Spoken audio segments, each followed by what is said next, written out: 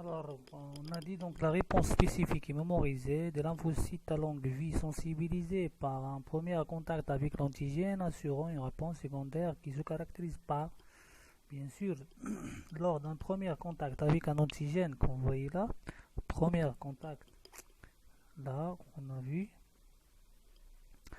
le système immunitaire déclenche des mécanismes de défense. Bien sûr, l'immunité n'est adaptative. Il s'agit d'une réponse adaptative primaire, donc spécifique, de l'antigène. Celle-ci se traduit par la production d'anticorps et la multiplication de lymphocytes spécifiques à l'antigène. Cette réponse primaire est de faible ampleur. Vous voyez là, c'est faible ampleur. Donc la production d'antigène, donc on va voir maintenant seulement c'est la production des anticorps. La primaire est faible ampleur, mais elle permet toutefois l'élimination de l'antigène en quelques semaines.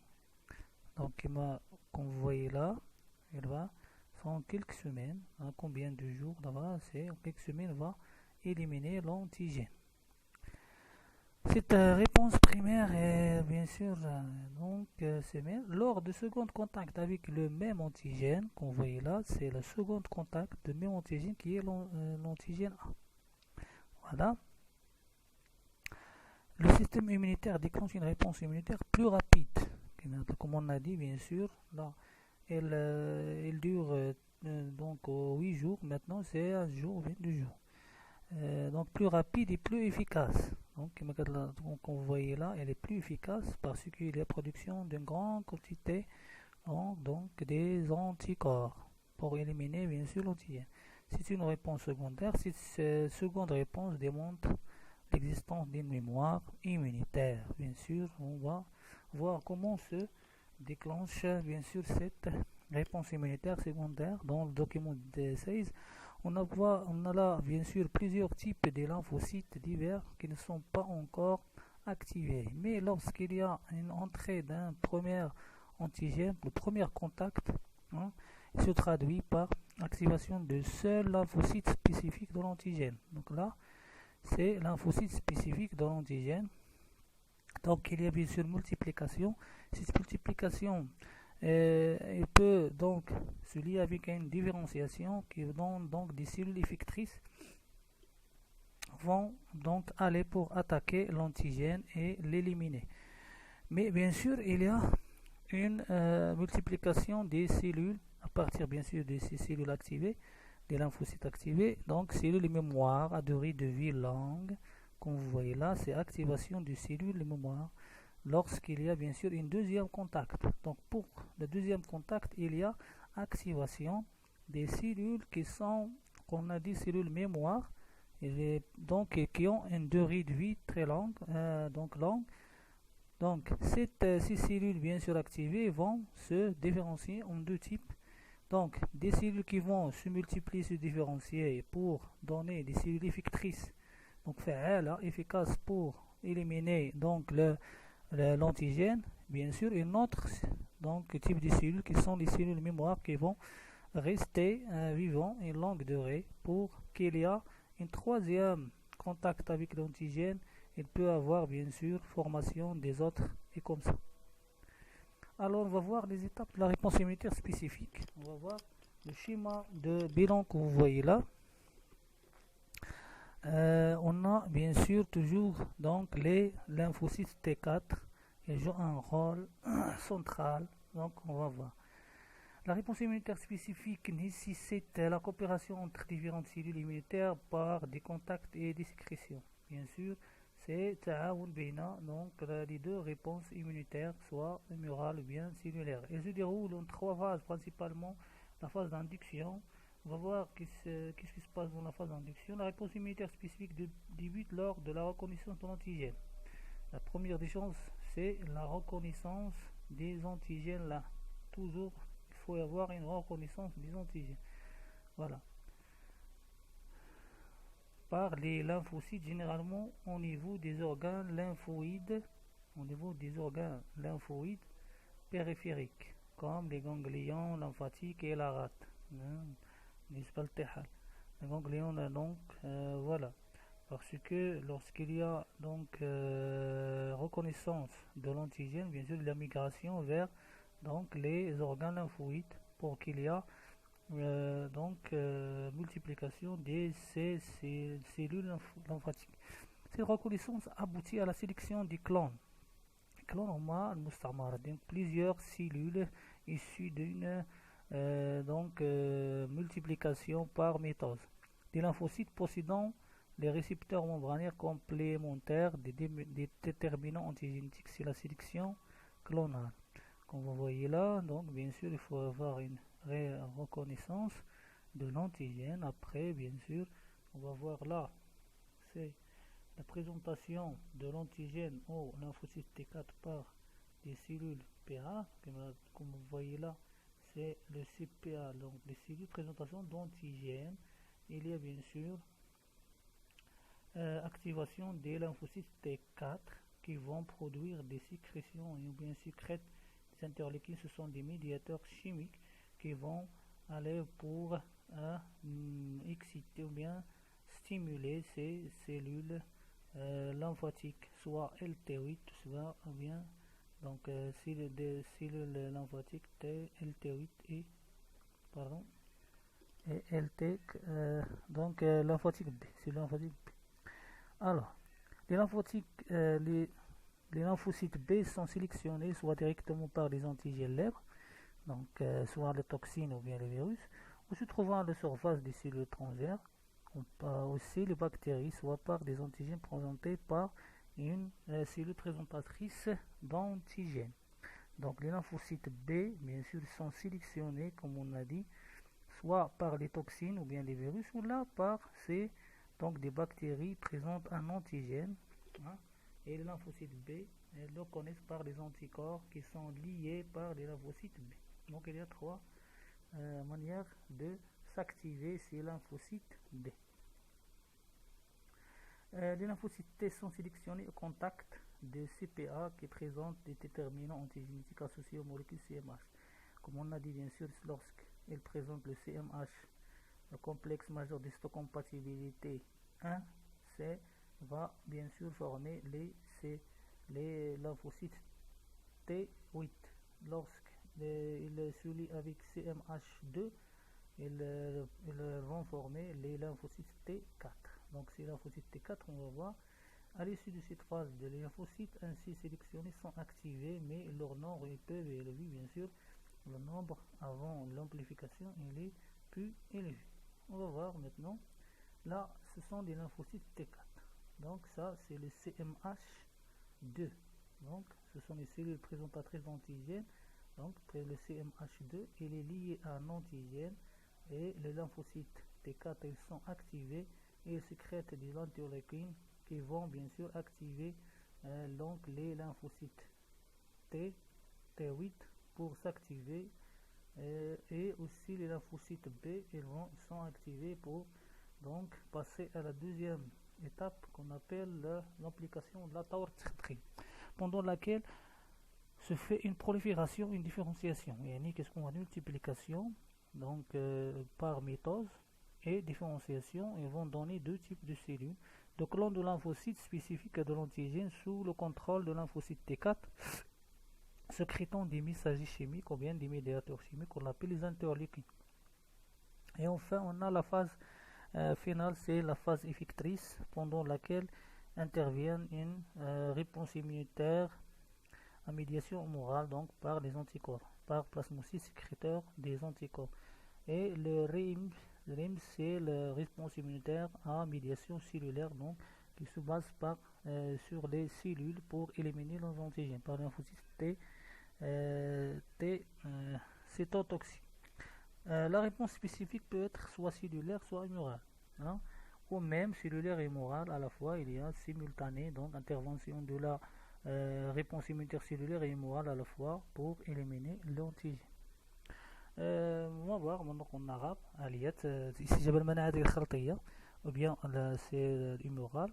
on passe par كيمشي ثلاثة ديال المراحل. المرحلة الأولى هي مرحلة الحدس ولا طور الحدس بعد دخول المولد المضاد سي لانتيجين إلى الوسط الداخلي. ترتبط محدداته المستضادية بطريقة متكاملة من مستقبلات B النوعية الموجودة على غشاء الكريات اللمفاوية B. النوعية المولد المضاد on a vu bien sûr donc c'est le lymphocyte B. وفي نفس الوقت تقوم خلايا سي بي ا خصوصا بالعمليات الكبيرة لماكروفاج بعرض المحددات المستعدات ديال المولد المضاد دونك سو سون لي سي بي ا دونك دي سيلول بريزونطاتريس دونتيجين. وعند ارتباط مستقبلات التي لكريات الليمفاوية تيكات النوعية المولد المضاد المحدد المستضر المعروضات تفرز كريات الليمفاوية تيكات عامل منشط وهما لي زانترلوكين وهما لي ميدياتور شيميك بالعمليات الكبيرة فتفرز هذه الأخيرة الانترلوكين الذي ينشط الكريات الليمفاوية تيكات النوعية المولد المضاد فتفرز عندئذ الانترلوكين 2 الذي ينشط الكريات الليمفاوية ب المحسسة التي يوجد ارتباط بين مستقبلاتها ب ومولد المضاد دونك الليمفاوية ب محسسة وهي كي اكتيفي بيان سور. طور دونك ثاني طور التدخين خلال هذه المرحلة تتكاثر الليمفاويات ب وتخضع لها التفريق دونك ديفيرونسياسيون التفريق هي ديفيرونسيت تحول إلى بلزميات بلاسموسيت فريزة لمضادات الأجسام دونك البلاسموسيت كي برودوي دي زونتيكور تحت تأثير الانترلوكينات 4 و 5 و 6 مفرزة من طرف كريات الليمفاوية اللي هما قلنا تي 4 تي 4 هي البير ولا كيعد بيان سور سي سي طور التنفيذ فاز افيكتريس دونك خلال هذا الطور دونك كتكون دونك بالنسبة للخلايا الليمفاوية كتكون وصلت النضج ديالها النهائي وكتكون مستعدة انها تإليميني ولا تحيد هذاك لونتيجين ولا دونك اللي يدخل الى الجسم. خلال هذا الطور تقوم بلزميات بافراز مضادات الاجسام نوعيه لمحدد المستضر المستهدف لي زونتيكور بيان سور. اذا نقول هذه الكلمات المناعيه بواسطه الدم واللمف دونك لو سون الى لانف من الاعضاء اللمفاويه لي زورغان لمفاتيك بيريفيك حيث تم دونك من الاعضاء اللمفاويه المحيطيه حيث تم انتاجها الى مكان تاثيرها حيث ترتبط بالمولدات المضاد الدخيله والمسؤوله عن تسييب هذه الاستجابه المناعيه مكونات مركبات منيعة سي لو كومبلكس إيمون مركبات منيعة. Voilà. On va voir maintenant le bilan, schéma de bilan, étape de la réponse immunitaire spécifique. Le cas d'infection par un virus. Lorsqu'il y a pénétration d'un antigène au virus, bactérie dans le milieu intérieur, donc la première étape bien sûr de l'intervention donc de cellules immunitaires, c'est l'induction. Là, reconnaissance et l'activation. Les macrophages, donc phagocytose partielle de l'antigène, et donc les macrophages vont phagocyter donc l'antigène, mais elle est partielle. Et ils vont donc présenter ce peptide dans la surface de membrane. Présentation de déterminants antigénétiques à la surface des macrophages. Donc, on va voir qui va se passer bien sûr. Il y a reconnaissance par les lymphocytes T, CD8, bien sûr reconnaissance directe par les lymphocytes T, CD4. Donc cette reconnaissance va engendrer bien sûr la sécrétion des médiateurs chimiques, les interleukines qui vont influencer donc les deux, comme on voit ça. Donc la troisième activation, c'est la reconnaissance par les lymphocytes B. On va entrer donc dans la deuxième phase, c'est l'amplification de la tadkhim. Donc c'est la prolifération, multiplication et différenciation ou tfriq. L'expansion clonale des lymphocytes T4. Bien sûr, les T4. Donc ils vont bien sûr se lier à ces MH2 chez les macrophages, bien sûr, qui présente l'antigène. Donc LT4 ou bien helper ou bien auxiliaire vont activer donc l'expansion clonale des lymphocytes T, on appelle CD8, et vont activer l'expansion clonale des lymphocytes B. Lorsqu'il y a expansion clonale, ils vont donner donc des cellules après différenciation des lymphocytes P qu'on appelle les plasmocytes. Ces plasmocytes, bien sûr, conduisent à la production des anticorps spécifiques à l'antigène et qui vont former bien sûr des complexes immunes puis neutralisation de l'antigène. Donc, ils vont attaquer l'antigène.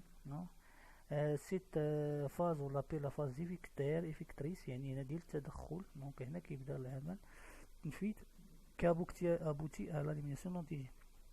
Là aussi, lorsqu'il y a activation puis différenciation de lymphocyte T8, vont donner des lymphocytes T cytotoxiques qui vont conduire à la reconnaissance et lyse des cellules infectées. Ils vont attaquer les cellules infectées et la lyse de ces cellules conduit bien sûr à l'activation de la phagocytose. Ils vont donc après bien sûr la lyse des cellules, donc il y a activation des phagocytoses pour donc les تنظيف donc par les phagocytoses البلعمية. داكشي donc اللي كيتم القضاء عليه كيتم إذا البلعم ديالو.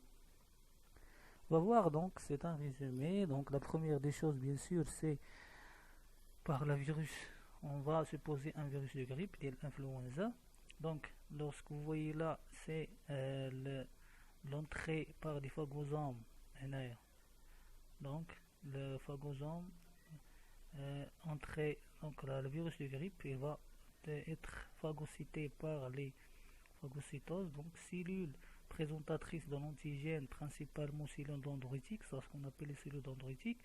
Ils vont phagocyter ce virus et une partie de ce protéines de ce virus vont être exposées à la surface des cellules dendritiques, molécules, voilà. Alors, lorsqu'il y a donc de la présentation, donc CPA, ce sont des cellules présentatrices d'antigènes. Alors, il y a reconnaissance par les cellules lymphocytes T4 qu'on appelle là naïf et donc la différenciation et la multiplication. Bien sûr, on a vu déjà, bien sûr, la phagocytose vont sécréter des interleukines qui vont activer le T4. Eux aussi, ces lymphocytes T vont sécréter un interleukine 2 qui vont activer soi-même. Donc, on avait ces rétroagies qui sont interleukine 2 pour s'activer. Ils vont donc se multiplier, comme vous voyez, pour donner des lymphocytes T auxiliaires ou bien helper. Ils vont sécréter des interleukines 2. Donc ces interleukines vont influencer ou bien stimuler pour entrer dans la deuxième phase, la phase d'amplification, stimuler les lymphocytes T8 naïfs pour se différencier et se multiplier en cellules lymphocytes T cytotoxiques et lymphocytes T donc mémoire, donc à longue vie. Donc les lymphocytes T cytotoxiques agent de maintien de l'intégrité des populations cellulaires. Voilà, on avait là. Donc ça, ce qu'on appelle la réponse immunitaire adaptative à médiation cellulaire. Donc c'est l'intervention des cellules. Donc même ces lymphocytes T4 vont sécréter les interleukines qui vont activer bien sûr l'entrée dans la deuxième phase d'amplification. C'est n'oubliez pas ces anticorps spécifiques de l'antigène. Donc les lymphocytes P vont se lier à ce virus. Il y a reconnaissance là, bien sûr la reconnaissance là. Ils vont bien sûr se différencier en cellules plasmocytes et bien sûr des lymphocytes B mémoire qui vont rester à longue durée de vie. Donc ces plasmocytes issus de la différenciation des lymphocytes P vont produire des anticorps spécifiques sécrétés par les plasmocytes qui vont bien sûr se faire une complexe immune. Comme vous voyez là, le virus et l'anticorps produit par les plasmocytes vont faire un complexe immune. مركب منيع neutralisation de l'antigène. À la fin, bien sûr, il y a intervention des macrophages qui vont phagocyter donc ces antigènes. Donc merci de votre attention à l'avant-dernière chapitre de ce qu'on appelle bien sûr l'immunité.